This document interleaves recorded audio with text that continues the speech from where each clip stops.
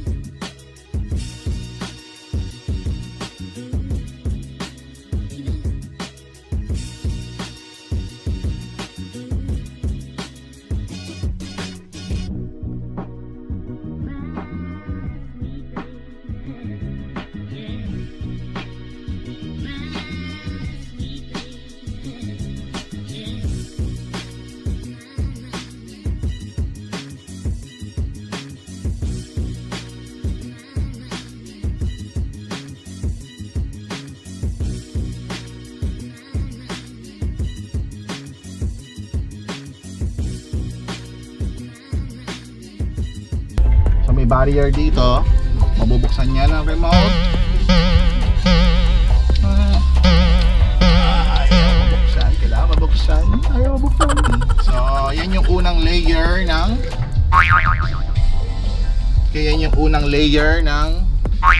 security reserve parking dito.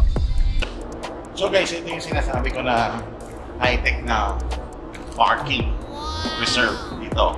So ito yan, may alarm yan. So pag ginalaw yan, may alarm. So parang hindi pwedeng gumamit kahit sino lang. So the remote yan, remote control. So bababa yan. So pwede ka nang pag-parking.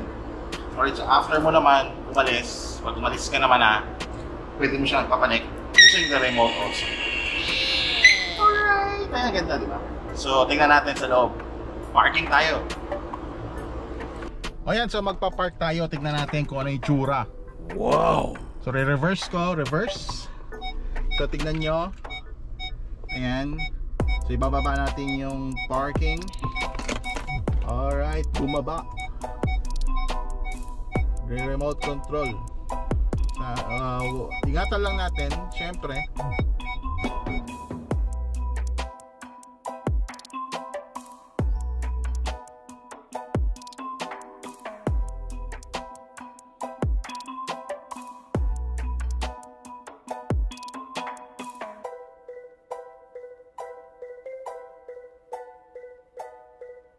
Ingatan lang din natin na ma-aksidente nating ma-on or ma-up natin yung reserve parking na nandun yung sasakyan natin, kundi yari yung under chassis na mga piyesa. Maraming salamat sa pagsubaybay nyo sa inyong reserve parking na high-tech dito sa Dubai. Ito yung normally na meron ditong setup kapag nagpa-reserve ka.